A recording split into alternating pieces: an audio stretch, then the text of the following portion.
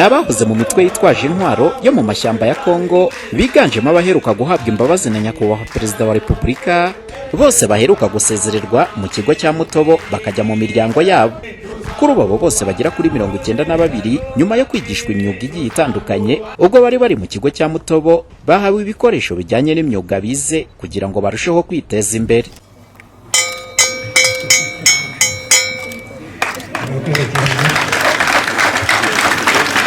Biradufasha kwiteza imbere kugira ngo natwe tuzamuke mu iterambere nk'abanyarwanda. Icyo twabizeza nyakubahwa umuyobozi wa komisiyo nuko ibikoresho tugiye guhabwa tuzabikoresha bikabyara umusaruro, tukabasha kujya mu buzima busanzwe nk'abandi banyarwanda, tukabasha kuzakora uko dushoboye kose tukigira kubw'inyigisho twabahangaha n'ibikoresho tugiye guhabwa uyu munsi. Aba bose bagera kuri 92 bari bagize icyiciro cya 69 bahererwaga amasomo mu kigo cya Mutobo, kuri ubu bakaba baragiye mu muryango nyarwanda.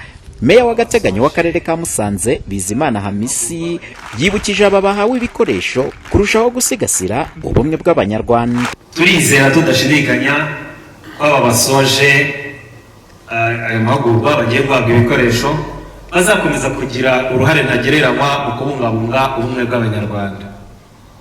Ubumwe bw'abanyarwanda ni inkingi ntayegayezwa, ni inkingi dukomeyeho, ni inkingi dukwiye gukomeraho nk'abanyarwanda twese, kuko icyo tumariye n'umutakizi, buri wese azi icyo ubumwe bw'abanyarwanda kivuze, kandi buri wese azi neza ko kugira ubumwe ari cyo gitumye tugeza ahangaha turi nk'abanyarwanda.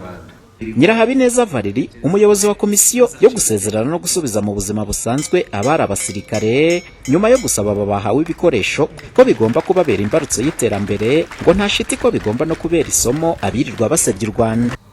Turifuza ko ibi bikoresho mugiye guhabwa mu bibyaza umusaruro.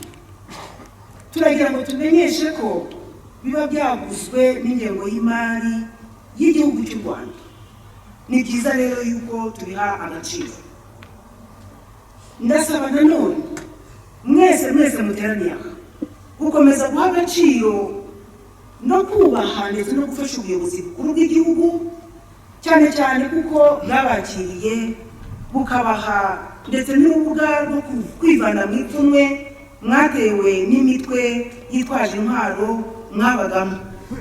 Twizeye tudashidikanya ko n'abanzi b'igihugu badahwema gukwirakwiza ibihuha bishingiye ku nyungu zabo, ko batazatinda kubona ko bibeshye, kuko ukuri n'ibikorwa bya leta y'ubumwe bw'abanyarwanda bihora byivugira.